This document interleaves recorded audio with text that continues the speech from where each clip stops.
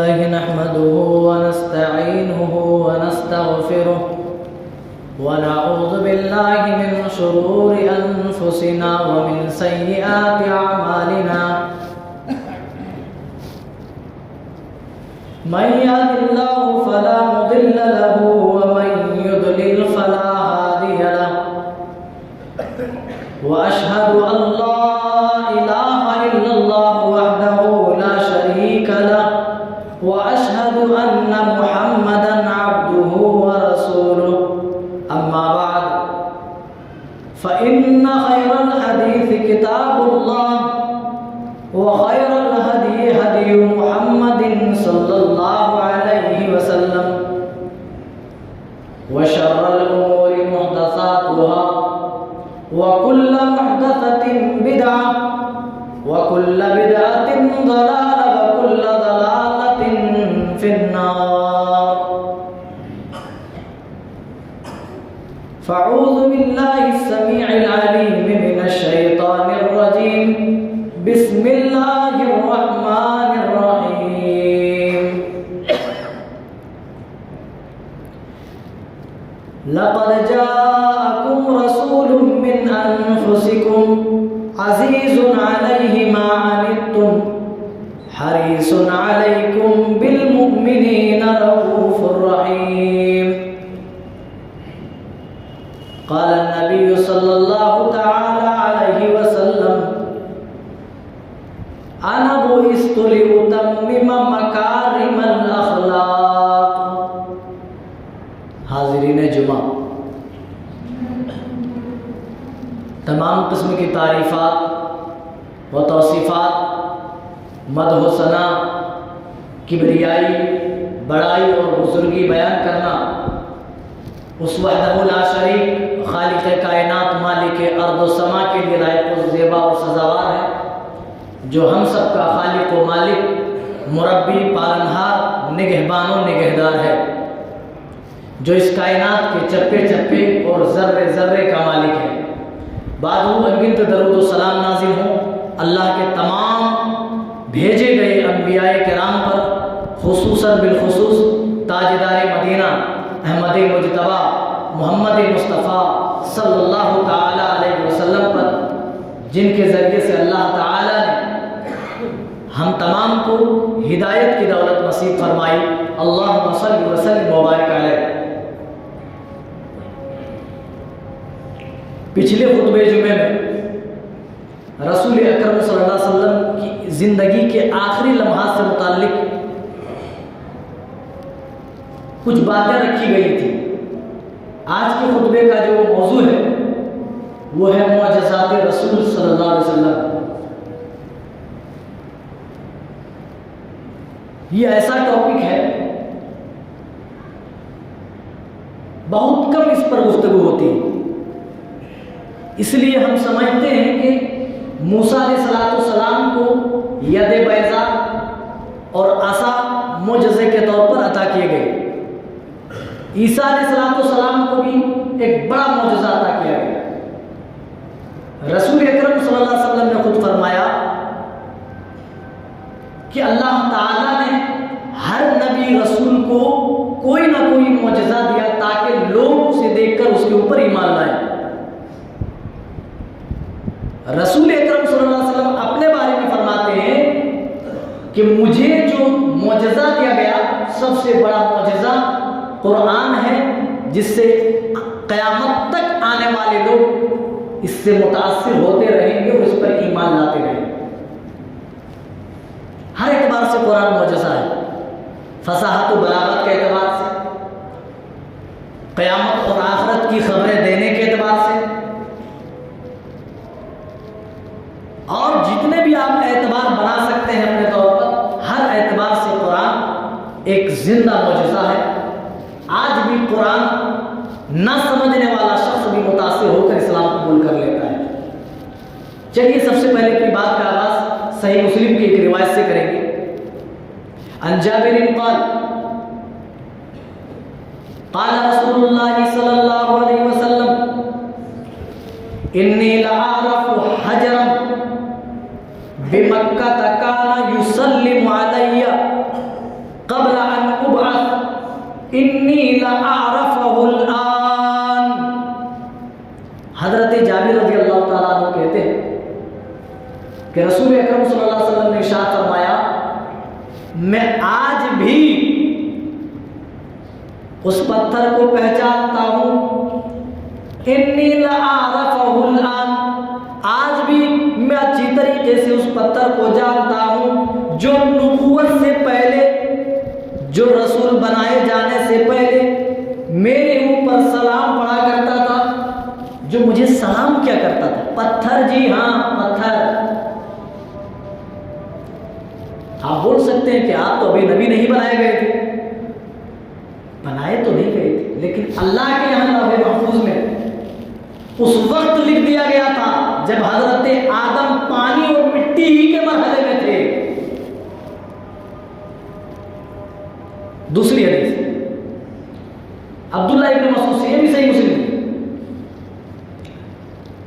قریش مکہ رسول اکرم صلی اللہ علیہ وسلم سے بار بار مطالبہ کرتے کہ آپ واقعی اگر اللہ کے رسول ہیں تو کوئی معجزہ لائے۔ اللہ تعالیٰ نے چاند کے 2 ٹکڑے ہونے کی خبر حضرت جبرائیل کے ذریعے سے نبی اکرم کو دے دی۔ مشرکین مکہ کے مطالبے پر رسول اکرم صلی اللہ علیہ وسلم نے چاند کی طرف توجہ دلائی اور کہا اے مکہ والو تم مجھ سے نبوت کی دلیلیں مانگتے ہو، اے مکہ والو تم مجھ سے معجزہ چاہتے ہو، دیکھ لو چاند 2 ٹکڑوں میں بٹ گیا ہے۔ حضرت عبداللہ ابن مسعود کہتے ہیں نحن بینما رسول اللہ صلی اللہ علیہ وسلم بمنن، ہم رسول صلی اللہ علیہ وسلم کے ساتھ منا میں ہیں، اذن فلق القمر فی القتین، جب چاند 2 ٹکڑوں میں بٹ کر الگ ہو گیا، فی القتن وراء الجبل، چاند کا ایک ٹکڑا پہاڑی کے پیچھے چلا گیا، وہ فی القتن دونہ، اور چاند کا دوسرا ٹکڑا ٹوٹ کر دوسری طرف چلا گیا۔ ہاتھ سے اشارے پر چاند کا 2 ٹکڑے ہونا یہ صحیح حدیث سے ثابت نہیں ہے۔ حدیث میں اتنا ملتا ہے اللہ تعالیٰ نے جبریل امین کے ذریعے سے رسول اکرم صلی اللہ علیہ وسلم کو اس بات کی خبر دی تو مشرکین مکہ کو اس طرف توجہ دلائی کہ دیکھو تم نبوت کی دلیلیں مانگتے، دیکھو چاند 2 ٹکڑوں میں بٹ گیا۔ رسول اکرم صلی اللہ علیہ وسلم ایک مرتبہ احد پہاڑ کے اوپر ہے، آپ کے ساتھ ابو بکر و عمر ہیں، عثمان و علی ہیں، طلحہ اور زبیر ہیں، پہاڑ ہلنے لگا۔ رسول اکرم صلی اللہ علیہ وسلم نے اپنا پیر ایسے مارا، کہا اہدا فما علیک الا نبی او صدیق او شہید، اے احد پہاڑ تھم جا، تیرے اوپر ایک نبی ہے اور تیرے اوپر ایک صدیق ہے اور تیرے اوپر باقی شہداء ہیں۔ اور دنیا جانتی ہے حضرت ابو بکر صدیق کے علاوہ حضرت عمر، حضرت عثمان، حضرت علی، حضرت طلحہ و زبیر سب شہید ہوئے۔ رسول اللہ صلی اللہ علیہ وسلم کی پیشن گوئی سے ثابت ہے۔ آپ نے پیر مارا اور پہاڑ سے مخاطب ہو کر کے کہا اے پہاڑ تھم جا، تیرے اوپر ایک نبی ہے، ایک صدیق ہے اور شہید ہے۔ تو پہاڑ تھم گیا۔ یہ معجزہ نہیں تو اور کیا؟ یہی پر نہیں، ابھی مسند احمد کی ایک روایت پیش کرتا ہوں۔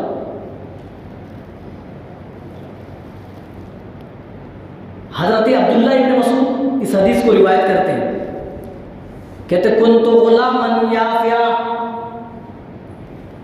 میں چھوٹا تھا، میں ابھی لڑکپن کی زندگی میں تھا، ارعا غنما لعقبہ بن ابی معیط، اور میں عقبہ ابن معیط کی بکریاں ان دنوں چلایا کرتا تھا، میں اتنے عقبہ ابن معیط کا غلام تھا، میں ان کی بکریاں چلایا کرتا تھا۔ فجاء رسول اللہ صلی اللہ علیہ وسلم و ابو بکر، رسول صلی اللہ علیہ وسلم ابو بکر کے ساتھ آئے اور کہنے لگے حل من عندک لبن، اے بچے کیا تیرے پاس دودھ ہے؟ ہمیں بھوک لگی ہے، ہم اپنی بھوک مٹانا چاہتے ہیں۔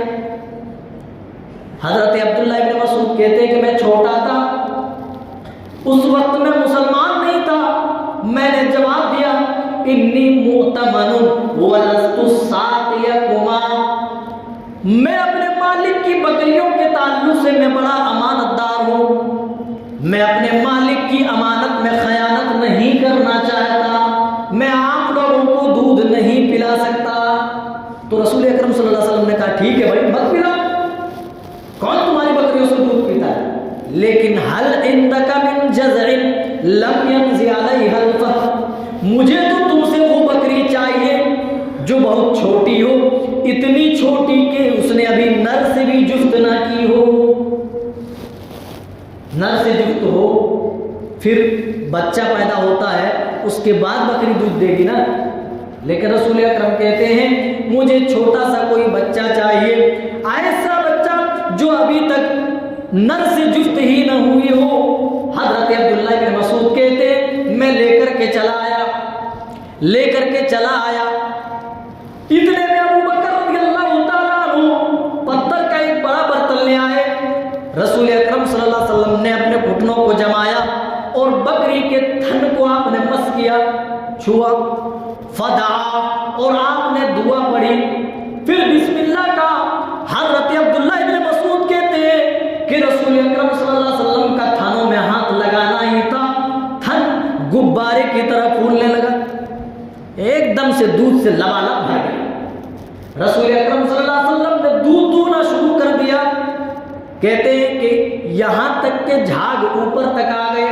आपने दूध खुद पिया, अबू बकर को पिलाया, और कहते हैं कि मुझे भी कहा कि तुम भी पी लो।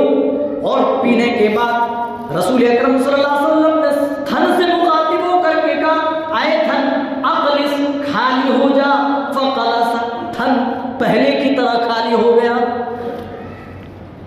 कहते हैं जब मैं बड़ा हुआ, इस्लाम की दौलत मैंने कबूल कर ली, तो रसूल अकरम सल्लल्लाहु अलैहि वसल्लम के पास आया और उन्होंने उसी वक्त ही ख्वाहिश जाहिर की थी कि मैं देख करके तो हैरान हो गया।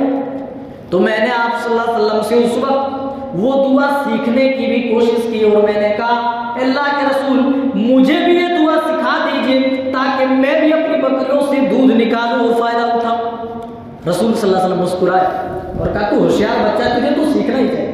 कहते जब मैं इस्लाम लाया फ़अख़ज़्तु फ़ीही मिन 70 सूरतन, और उसके बाद कुरान से रसूलुल्लाह सल्लल्लाहु अलैहि वसल्लम की सिखाई हुई दुआओं से मुझे इतना लगाव हो गया, मैंने बराह रास्त रसूल अकरम सल्लल्लाहु अलैहि वसल्लम से 70 सूरतें सीख ली। कितने? 70। कुरान से ये लगाव था। फ़अख़ज़्तु फ़ीही मिन 70 सूरतन, और ऐसा नहीं कि कोई बोल दे कि फला सूरत पढ़ तो आदमी बगले झांकना लगे, नहीं। ला युनाज़िउनी फ़ीहा अहद। हज़रत अब्दुल्लाह इब्न मसूद कहते हैं मैंने जो बराह रास्त डायरेक्टली तौर पर रसूल अकरम से 70 सूरतें सीखी थी, उन सूरतों में मेरी पकड़, उन सूरतों का हाफिजा, उन सूरतों से मुताल्लिक दीगर बातें तफसीर वगैरह मुझसे ज्यादा अच्छी तरह कोई दूसरा बयान नहीं कर सकता।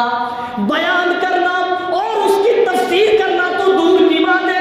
ला युनाज़िउनी फ़ीहा अहद।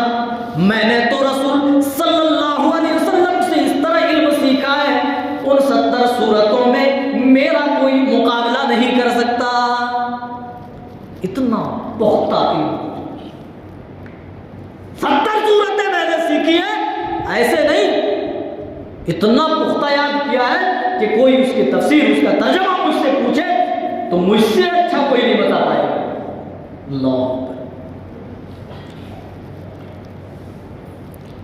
खालिद, हुबैश बिन खालिद उम्मे माबद के भाई हैं।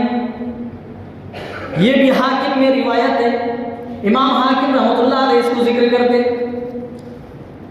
हुबैश बिन खालिद कहते हैं कि जब रसूल अकरम सल्लल्लाहु अलैहि वसल्लम मक्का से निकाले गए, आप मदीना हिजरत कर रहे थे, तो रास्ते में उम्मे माबद का खेमा नजर आया।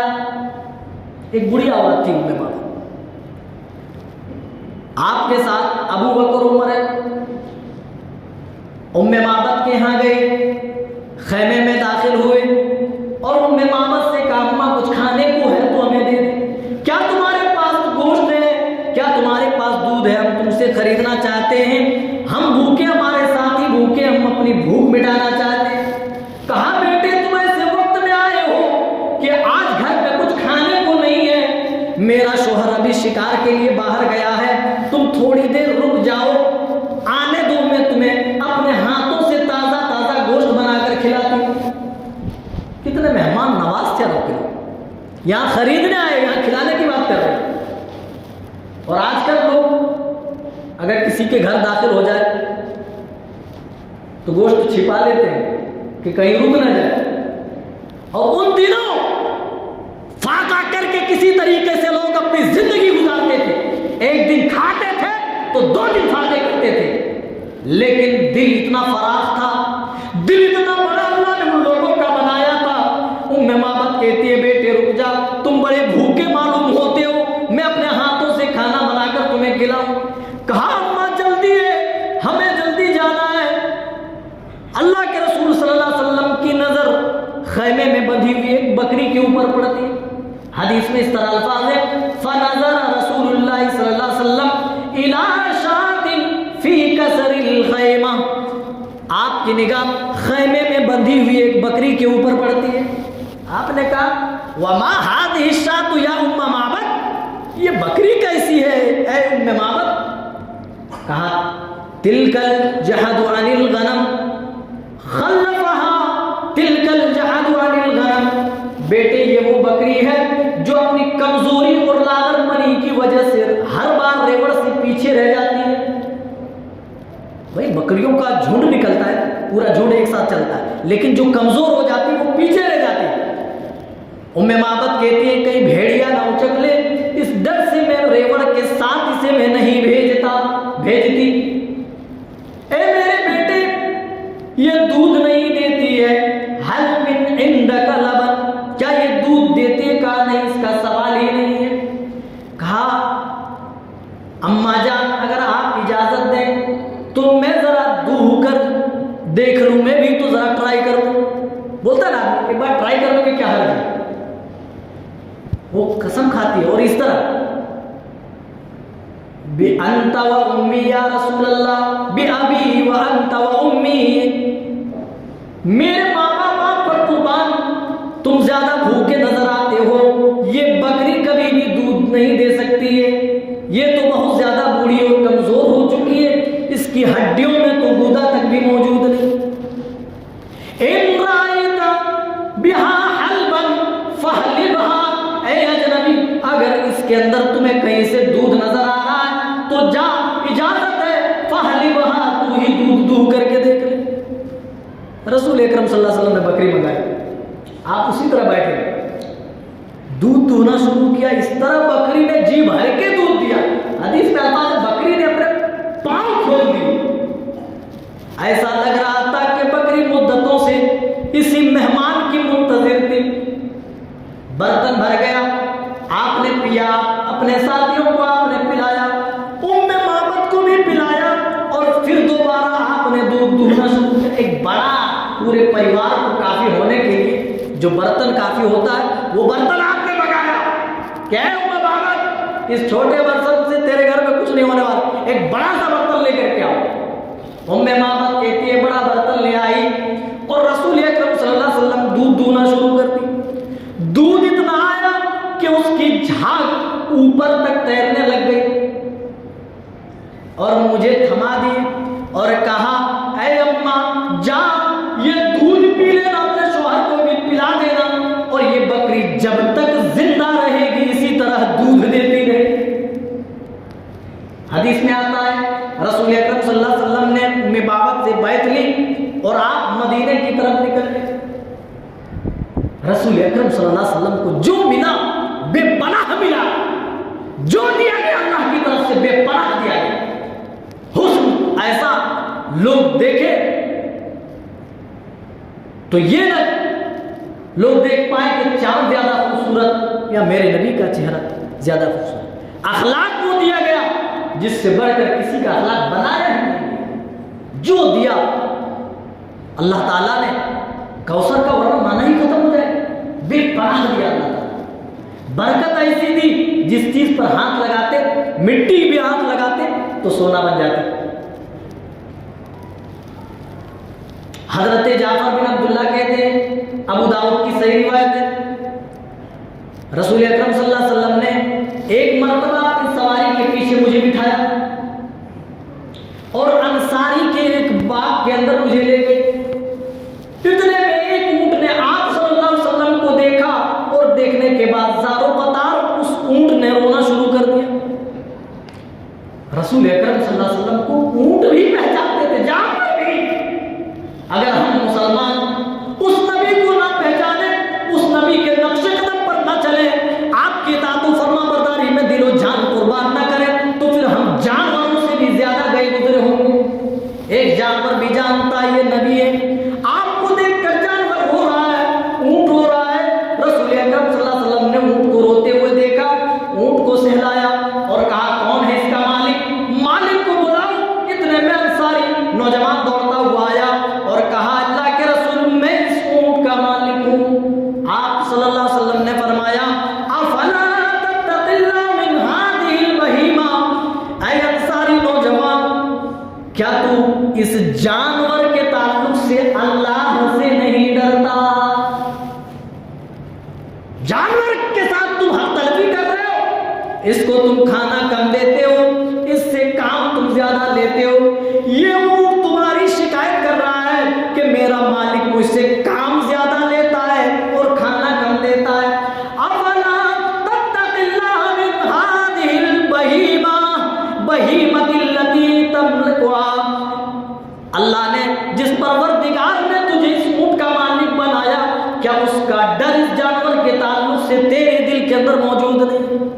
آج ہم ایک دوسرے کی حق تلفی کر دیتے ہیں، انسان کو چھوڑو، مسلمان بھائی کی حق تلفی مارتے ہیں، یہاں جانور کی حق تلفی سے رسول اللہ صلی اللہ علیہ وسلم منع فرما رہے ہیں۔ اس کے ساتھ احسان کرو، اچھا برتاؤ کرو، ایسا مت کرو کہ اس کو کھانا کم دیا جائے اور کام زیادہ دیا جائے۔ ہو میرے بھائی، رسول اکرم صلی اللہ علیہ وسلم کی یہ سب زندہ موجودہ، اور یہیں پر بس نہیں، اس طرح کے بے شمار واقعات ہیں جن میں پتہ چلتا ہے رسول اکرم صلی اللہ علیہ وسلم کے ہاتھوں کئی ایسے معجزات وارد ہوئے۔ معجزہ کہتے ہی اس چیز کو ہے جو عقل کو حیران کر دے، عقل کو جو حیران کر دے، عام لوگوں کی سمجھ و فہم سے بالا تر ہو، اسی کو معجزہ کہا جاتا ہے۔ جنگ خندق کے موقع پر جب خندق کھودی جا رہی تھی، خندق سمجھتے ہیں بھائی، سرنگ،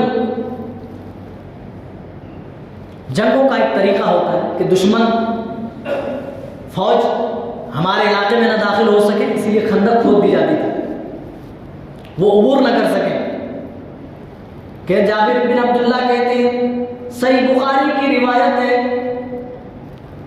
کہ خندق جب کھودی جا رہی تھی، میں نے رسول اکرم صلی اللہ علیہ وسلم کا پیٹ بہت زیادہ چمٹا ہوا دیکھا۔ او میرے بھائیوں، اللہ نے آج نعمتوں کی فراوانی ہمارے اندر رکھ دی، کھانے پینے کے نئے نئے اقسام آج موجود ہیں، آج مختلف انواع اقسام کے آج ہمارے پاس کھانے پینے کی چیزیں موجود ہیں، لیکن پھر بھی ہم ناشکری کر رہے ہیں۔ اس زمانے کو یاد کیجیے جس زمانے میں رسول اکرم صلی اللہ علیہ وسلم ہیں۔ اما عائشہ کہتی ہیں ہمارے گھر میں کئی کئی دن تک چولہے نہیں جلا کرتے تھے، رسول اکرم صلی اللہ علیہ وسلم نے لگاتار 3 دن تک جو کی روٹی نہیں کھائی، اور پوری زندگی آپ نے کبھی میدے کی روٹی نہیں کھائی۔ آپ اندازہ لگا سکتے ہیں بھوک کی شدت کی وجہ سے بعض دفعہ آپ اور آپ کے صحابہ پیٹ کے اوپر پتھر باندھ لیا کرتے تھے۔ یہی حال حضرت جابر بن عبداللہ نے خندق کھودتے ہوئے نبی صلی اللہ علیہ وسلم کو دیکھا تو رہا نہیں گیا، بھاگتے ہوئے گھر آئے اور بیوی سے پوچھا، اے میری بیوی، آج سے زیادہ بھوکا میں نے اپنے نبی کو نہیں دیکھا، میں نے اپنے نبی کو دیکھا کہ آپ کا پیٹ بہت زیادہ چمٹا ہوا ہے، بہت زیادہ چھوٹا پڑ گیا ہے، اے میری بیوی کچھ کھانے کو ہے تو بتا۔ بیوی ایک پوٹلی نکالتی ہے، اس پوٹلی کے اندر صرف 1 سا جو موجود ہے، یعنی 3.25 کلو جو موجود ہے۔ حضرت جابر بن عبداللہ کہتے ہیں ہمارے پاس ایک بکری کا چھوٹا بچہ تھا، ہم نے اس کو ذبح کیا اور بیوی سے کہا تم اس کا آٹا تیار کرو، اور بیوی نے کہا کہ جاؤ رسول اکرم صلی اللہ علیہ وسلم کو دعوت دے کر کے آؤ. ہاں سنو رسول صلی اللہ علیہ وسلم اور ان کے ساتھیوں کے درمیان مجھے شرمندہ مت کرنا. حدیث کے الفاظ ہے کہ تم دعوت تو دینے جا رہے ہو لیکن شرمندہ مت کرنا. کیا مطلب؟ زیادہ لوگوں کو مت بلانا. ارے 3 کلو تو آٹا ہے ہمارے پاس, ایک چھوٹا سا بکری کا بچہ ہے, کتنے آدمی کھا سکتے تم جانتے ہو, بس اتنے ہی لوگوں کو بتانا.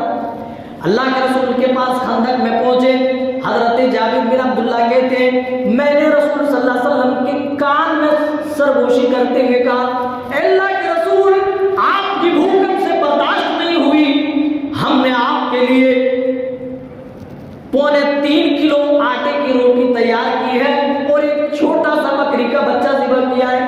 آپ اپنے چند ساتھیوں کے ساتھ چلیے اور ہمارے گھر میں کھانا تناول فرمائیے. رسول اکرم صلی اللہ علیہ وسلم نے صرف یہ سنا, تمام خندق والوں کو خطاب کیا اے خندق والوں چلو اٹھو, حضرت جابر کے یہاں سے دعوت آئی ہے, چلو دعوت کھاتے. حضرت جابر پھر سر پر بھاگے, کہا ایسا ایسا ہو گیا ہے. بیوی نے ڈانٹ کر کہا میں نے تجھے پہلے ہی خبردار کیا تھا کہ تم مجھے شرمندہ مت کر. کہا میں نے تو بالکل ویسا ہی کیا تھا, رسول صلی اللہ علیہ وسلم کے کان میں سرگوشی کرتے ہوئے کہا تھا, لیکن رسول اکرم صلی اللہ علیہ وسلم نے تمام لوگوں کو دعوت دے دی ہے, تو میں کیا کر سکتا ہوں. رسول اکرم آئے, آٹا تیار ہوا, آٹے میں آپ نے اپنا لعاب مبارک ڈالا. اسی طرح گوشت کے اندر بھی رسول اکرم نے پہلے ہی جابر کو بتا دیا تھا کہ تب تک کھانا بنانا مت شروع کرنا جب تک میں نہ آ جاؤں. آپ آئے, آپ نے اپنا لعاب مبارک ڈالا, گوشت کی ہڈیاں کے اندر بھی اپنا لب مبارک ڈالا اور کہا کہ ایک روٹی پکانے والی کسی عورت کو بھی بلا لو جو تمہارے کاموں میں ہاتھ بٹائے. روٹی اسی طرح پکتی رہے, اسی طرح ہڈیاں سے گوشت نکلتا رہے, لیکن چولہے سے نہیں اتارنا. اسی طرح گوشت نکلتا رہا, روٹیاں بھی پکتی رہی, لوگ کھاتے رہے. جانتے 1000 لوگوں نے کھانا کھا لیا, پھر بھی حضرت جابر بن عبداللہ کہتے ہیں ہماری ہنڈیاں میں گوشت ویسے ہی گوشت بھری ہوئی ہنڈیاں تھی اور اس کے اندر جوش مارا اور روٹی بھی ختم ہونے کا نام نہیں. آخری بات, آخری حدیث پیش کر کے بات ختم کر رہا ہوں. اس کو مسند امام احمد رحمہ اللہ نے مسند احمد میں ذکر کیا ہے. حضرت ابو ہریرہ رضی اللہ تعالیٰ عنہ اس حدیث کو بیان کرتے ہیں کہ ایک چرواہا بکری چرا رہا تھا, ایک بھیڑیا آیا, ایک بکری لیا, سر پر بھاگا. وہ چرواہا اس بھیڑیے کے تعاقب میں بھاگا, پیچھے بھاگا, تعاقب کرتے ہوئے بھیڑیے سے وہ بکری چھڑا لی, واپس لے لی. اب بھیڑیے نے کیا کیا, ایک اونچے ٹیلے پر جا کے بیٹھ گیا اور دم دبایا اور کہا آدمی کی طرح بات کر کے اے چرواہے, میں نے اپنی روزی حاصل کرنا چاہی اور اللہ نے مجھے روزی عنایت بھی کر دی تھی, لیکن تو میرے اور میری روزی کے درمیان حائل ہو گیا, تو نے مجھ سے میری روزی چھین لی ہے. وہ چرواہا یہودی تھا, دیکھا کہ ایک بھیڑیا انسان کی طرح باتیں کر رہا ہے, کہا اللہ یہ کیا ہو رہا ہے, آج سے پہلے تو میں نے ایسا منظر نہیں دیکھا تھا, ایک بھیڑیا انسان کی طرح باتیں کرے, بھائی یہ عجیب نہیں تو اور کیا ہے. کہا اس سے بھی بڑی عجیب تمہیں بات بتا دوں تو تم کتنے عجیب میں پڑ جاؤ گے. کہا اس سے بھی بڑی عجیب بات کیا ہے. کہا 2 پہاڑوں کے درمیان کھجوروں والے علاقے میں رہنے والا ایک شخص ایسا ہے جو ماضی اور مستقبل کی خبریں بیان کرتا ہے. وہ یہودی تھا, تورات کا تھوڑا بہت علم تھا, آخری نبی کی تلاش میں اس کا دل بے چین ہو رہا تھا کہ کہیں ہو نہ ہو آخری نبی ہو. تلاش کے بعد آتے, مدینے کے اندر آتے, رسول اکرم صلی اللہ علیہ وسلم کے سامنے پورا واقعہ بیان فرماتے. آپ نے اس یہودی بچے, اس چرواہے کے واقعے کی تصدیق کرتے ہوئے فرمایا ہاں یہ قیامت کی نشانی ہے کہ قیامت سے پہلے لوگ اپنے گھر سے نکلیں گے, اس کی عدم موجودگی میں اس کے اہل و عیال, اس کے اعزاء و اقارب جو باتیں کریں گے, اس کی جوتیاں, اس کی چھڑی بھی اس کے آنے کے بعد سب کو سنا دے گی, بتا دے گی. جو کچھ اس کے عدم موجودگی میں بات ہوئی ہوگی, سب یہ ساری چیزیں निशानियों में से एक निशानी रसूल अकरम सल्लल्लाहु अलैहि वसल्लम की नबूवत की गवाही एक भेड़िए ने दी। भेड़िए ने कहा कि अरे तुम जाओ, तुम मुझे इंसान की तरह बात करने पर ताज्जुब करते हो, दो पहाड़ों के दरमियान खजूरों वाले इलाके में जाकर तो देखो, मदीने के अंदर, यथरिब के अंदर कदम तो रखो, वो तो माजी और मुस्तकबिल की खबरें बताता। रसूल अकरम सल्लल्लाहु अलैहि वसल्लम ने एक देहाती से कहा कि तुम भाई क्या इस बात का इकरार करते हो कि अल्लाह के अलावा कोई माबूद बरहक नहीं और मैं अल्लाह का रसूल हूं? कहा इस बात की गवाही और कौन देता है? रसूल अकरम सल्लल्लाहु अलैहि वसल्लम ने आप एक वादी में थे, एक कीकर का दरख्त सामने था, रसूल अकरम सल्लल्लाहु अलैहि वसल्लम ने कहा कि वो दरख्त गवाही देता है। आपने वो दरख्त को इशारा किया, बुलाया, वो दरख्त अपने जड़ों समेत उखड़ कर रसूल अकरम के पास आ खड़ा हुआ और 3 मरतबा रसूल अकरम सल्लल्लाहु अलैहि वसल्लम के कलमा पढ़ाने पर उन्होंने कलमा शहादत का इकरार किया। और इस तरह के कई मोजज़ात रफ़े हाजत में भी दरख्तों ने आप के लिए पर्दा किया और इस तरीके से रसूल अकरम सल्लल्लाहु अलैहि वसल्लम से वाक़यात रूनुमा हुए। हुदैबिया के मौके पर एक सुराही पानी से बचा हुआ था, उसमें भी अल्लाह के रसूल वज़ू कर चुके थे, सहाबा प्यास से बेचैन थे। हज़रत जाबिर सही बुखारी की रिवायत कहते हैं प्यास से बेचैन सब सहाबा आ गए, कितने थे? 1500। कहते अल्लाह के रसूल ने अपना हाथ डाला, आपकी उंगलियों से ऐसा पानी छूटने लगा जिस तरह कोई चश्मा निकल रहा, और कहते हैं कि 1500 लोगों ने पानी पिया, अपनी प्यास भी बुझाई और वजू भी किया। हजरत सालिम जो इस हदीस को रिवायत करते हैं कहते हैं कि कितने लोग थे?